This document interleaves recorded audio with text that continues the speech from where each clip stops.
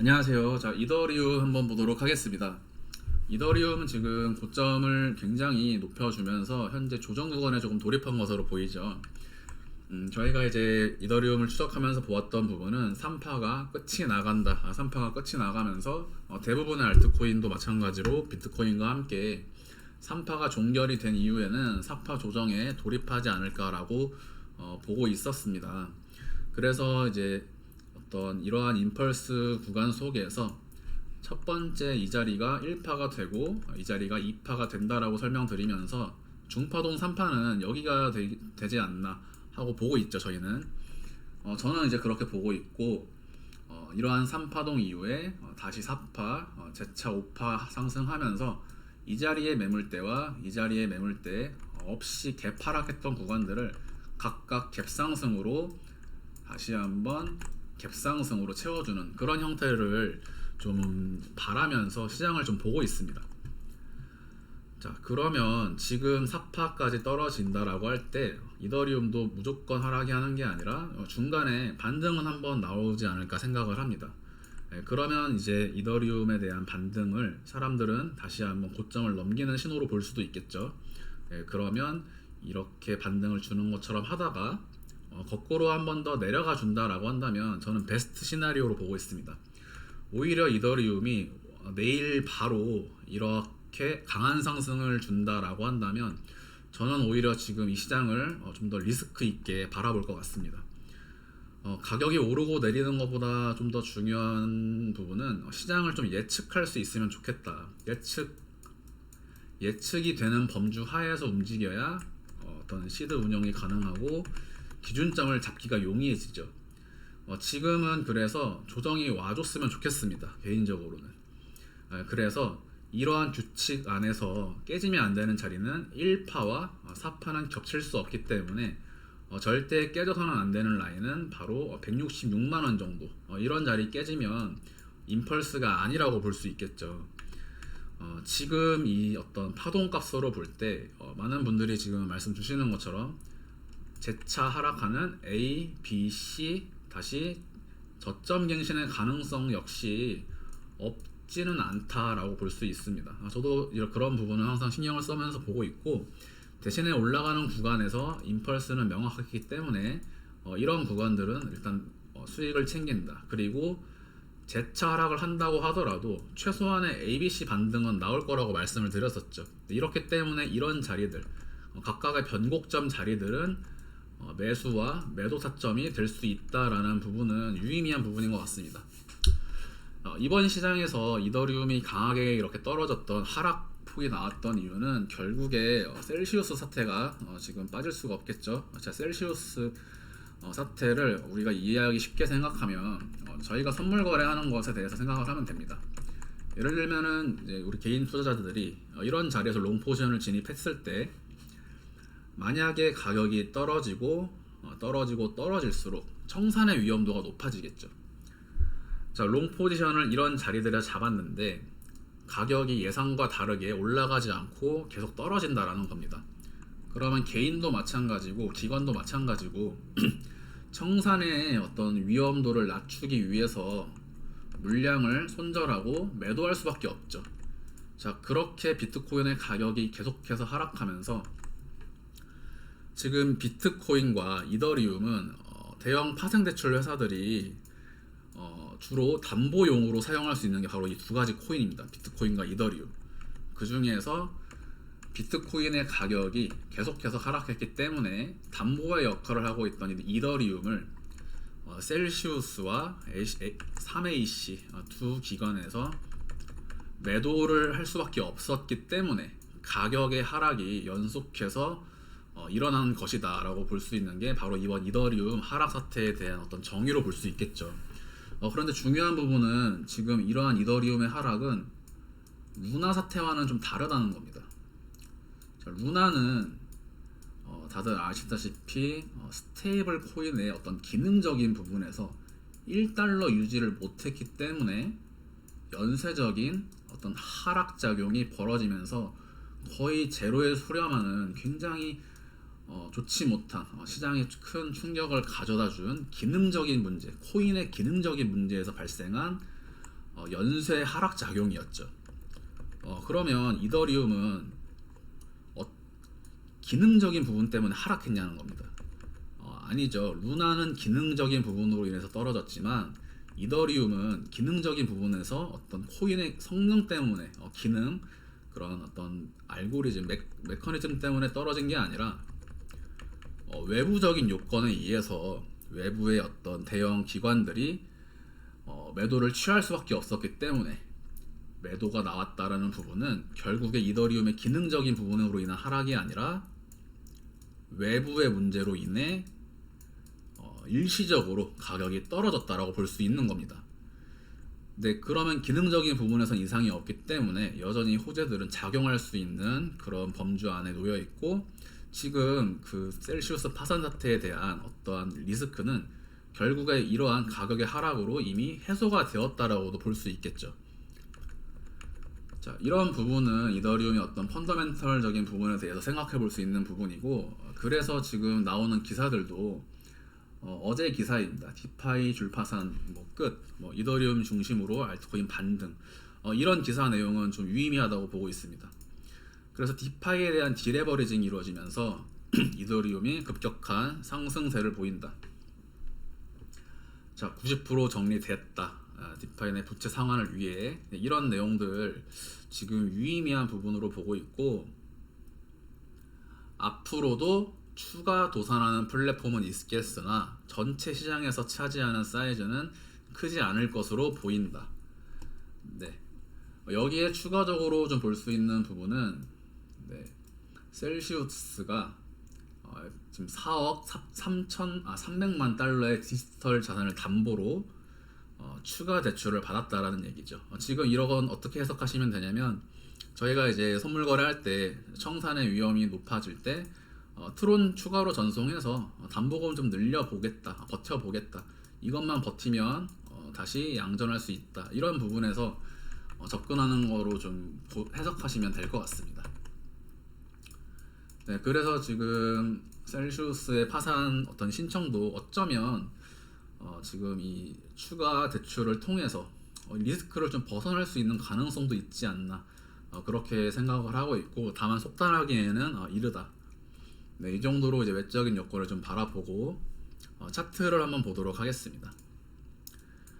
이 차트는 지금 이더리움의 월 차트입니다.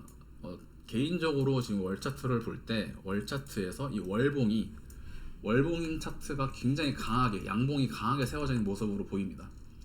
어떤 캔들의 형태를 볼 때 월봉이 계속해서 올라간다고 하더라도 이러한 구간들과 크게 불가능하지 않다라고 아마 보시는 분들도 그렇게 생각하지 않을까 싶습니다. 당연히 경제 외적으로 볼 때 이러한 저점 갱신의 가능성도 없지는 않지만 그렇다고 꼭 하락만 볼 수 있는 건 아니지 않나, 이렇게 생각을 합니다. 이번 시장에서 사실 셀시우스 사태로 인해서 이더리움 선물하시지 않는 분들은 모르시겠지만, 이 자리에서 이더리움 여기까지 내려간다고 숏 포지션 어마어마하게 잡혔던 구간입니다. 롱보다도 숏 비율이 많았었고, 거꾸로 이렇게 한 번에 올려버리면서 이더리움 숏 포지션, 비트코인 숏 포지션 전부 많이 청산됐습니다. 지금 이번 시장에서. 자, 여기서 셀시우스 어떤 공포를 조성하면서 숏 포지션을 유도했던 자리에서 지금 오히려 상승이 나왔다. 이러한 어떤 이때 당시의 어떤 공포와 이때 당시에 있었던 퍼드 공포, 어떤 악재적인 어떤 좋지 않은 뉴스들의 반영은 여기에 나온 상승으로 해소가 되었다라고도 볼 수 있지 않을까, 지금 저는 긍정적으로 보고 있고요. 특히 이 월봉 차트, 지금 이 월 차트상 잘 보시면 1, 2가 나갑니다. 1, 2가 나가고 꼬리 달면서 시가 1파의 시가를 위협하면서 임펄스 상승으로 올라갔죠. 이 차트는 제 월 차트입니다. 캔들 하나가 한 달을 의미하는 2018년부터 이더리움의 형태를 지금 볼 수 있는 구간입니다. 지금 이 위치를 프랙탈로도 한번 볼 수 있습니다.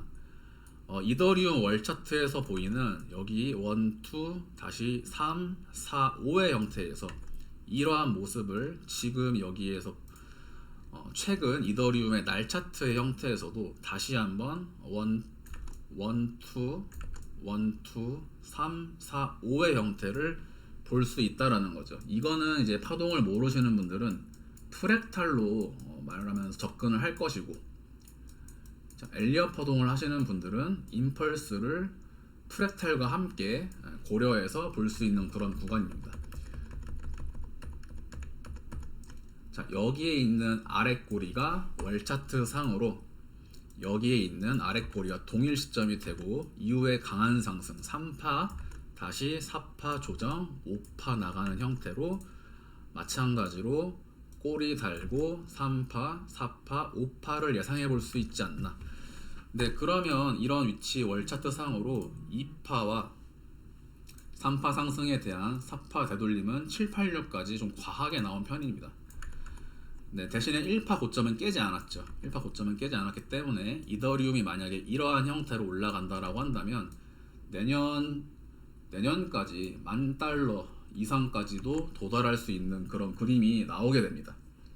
2023년에 $10,000의 가능성이 여전히 존재한다라는 겁니다. 그러면 지금부터 하반기 내내 올려주고 내년 내내 올리면서 그러한 상승장이 여전히 이더리움의 주도하에 올 수 있는 확률 여전히 존재한다. 네, 지금 그런 식으로 볼 수 있겠고, 좀 더 디테일한 이제 세부 카운팅에 대한 부분을 지금부터 좀 설명을 드려보도록 하겠습니다. 자, 만약에 이더리움이 이제 지금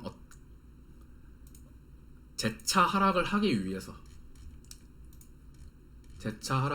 위해서는 당연히 1파 고점이 깨져야겠죠. 첫 번째 기준점은 1파 고점입니다. 이 자리가 뚫린다라고 한다면 저점 갱신의 가능성이 열리게 되는 겁니다. 대신에 어디를 돌파해야 조정의 마무리가 컨펌이 되는가? 네, 그 부분은 파동상 규칙으로는 이 자리를 볼 수 있습니다. 이 자리. 자, 이더리움도 그렇고 비트코인도 그렇고 재차 하락을 카운팅하기 위해서는 지금 다들 이런 식의 카운팅을 보게 되는 거죠. 1, 2, 3, 4, 5의 형태로 재차 하락하는 파동 카운팅을 보게 됩니다. 그러면 이 하락은 지금 5파 하락에 대한 이야기이기 때문에 마찬가지로 1파와 4파는 중첩되면 안 된다. 이게 엘리엇 파동상 절대 규칙이겠죠.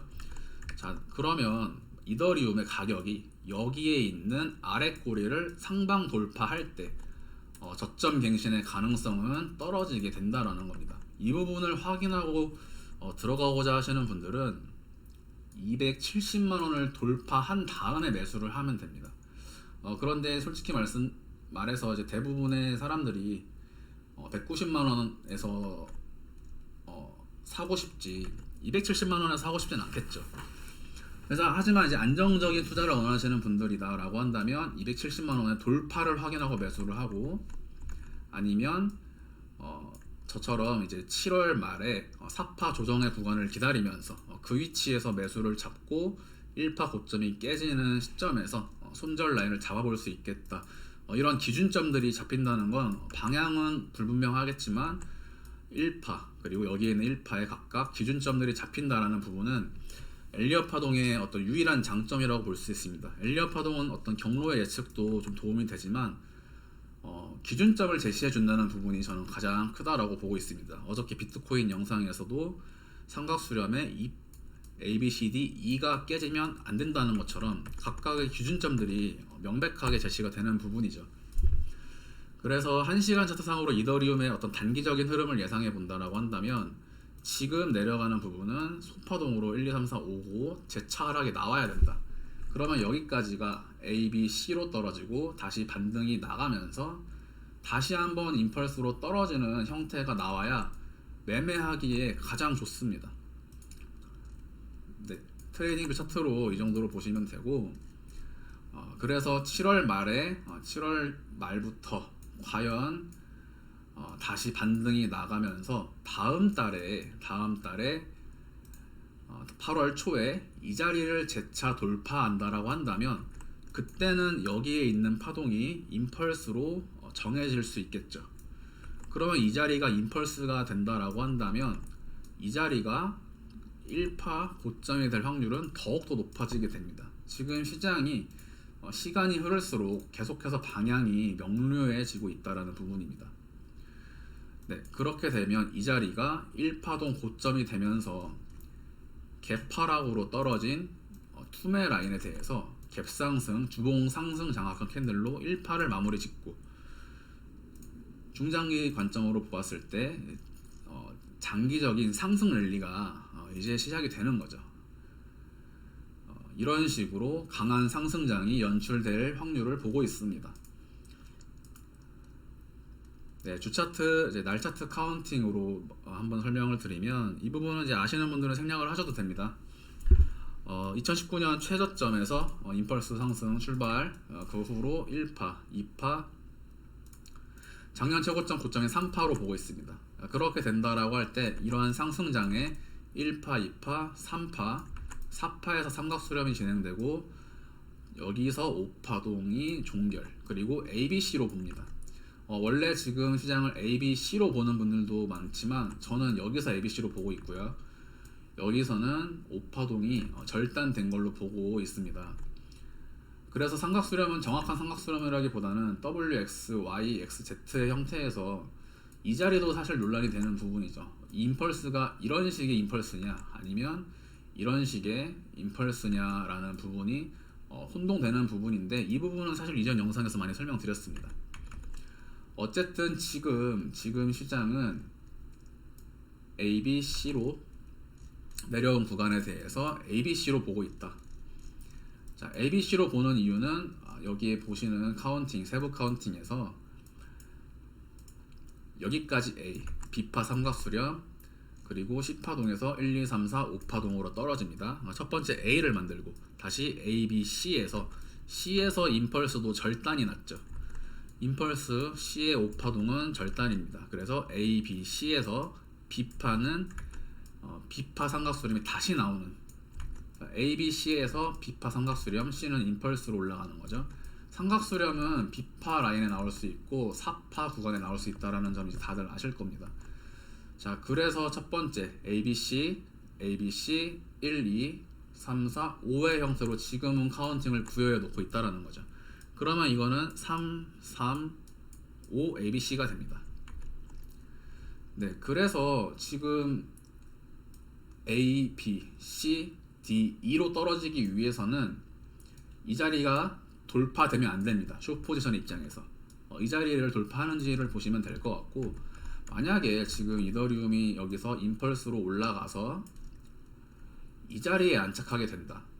자, 그러면 매물대에 안착하게 되죠. 매물대에 안착하게 되면 구덩이 파고 베어 트랩이 완성이 됩니다. 베어 트랩이 완성되면서 여기서부터 다시 한번 바닥권의 상승이 시작될 확률, 캔들 관점과 매물대 관점에서 이렇게 볼 수 있겠고, 그래서 지금 이 어떤 매물대 차트, 매물대 지표입니다.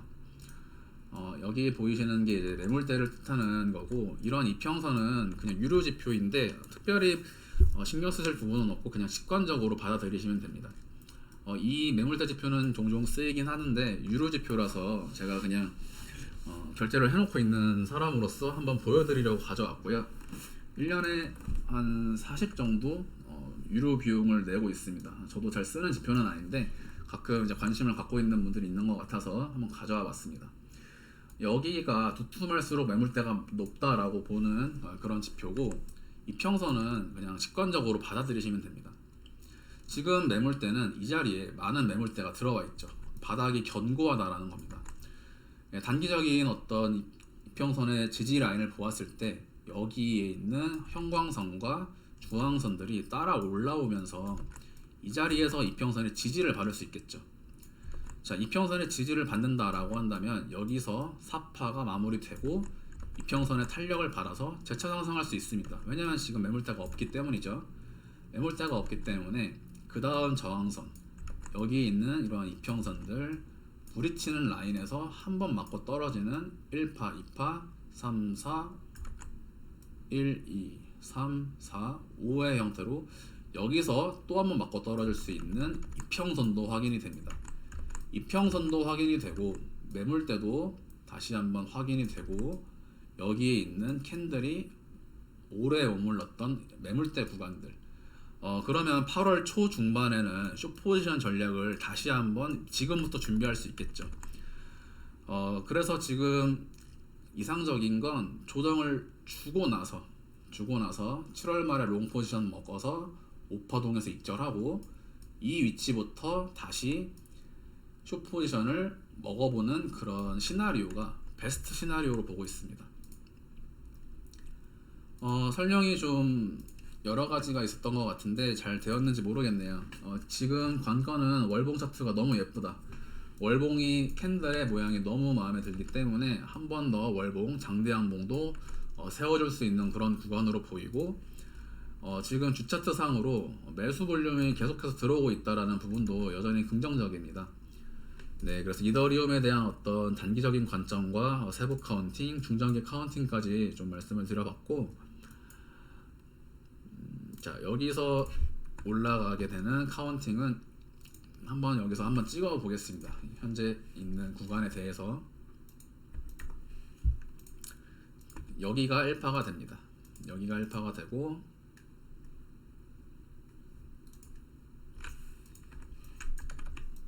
이 파동은 여기죠. 자, 그러면 3파동이 여기가 됩니다. 자, 업비트 차트가 이해하기 쉬우시니까 업비트로 한번 찍어 두시고 추적을 해가면서 수정해 나가는 방식으로 매매를 하면 좋을 것 같습니다. 자, 그래서 여기가 5회 1파가 되겠죠. 5회 1파가 중파동으로 마무리를 지어줄 수 있는 구간. 크게 이제 스윙 매매 하시는 분들은 여기까지 노려보시면 된다라고 보고 있고, 그러면 이더리움은 전체 이러한 흐름 속에서 진행이 된다.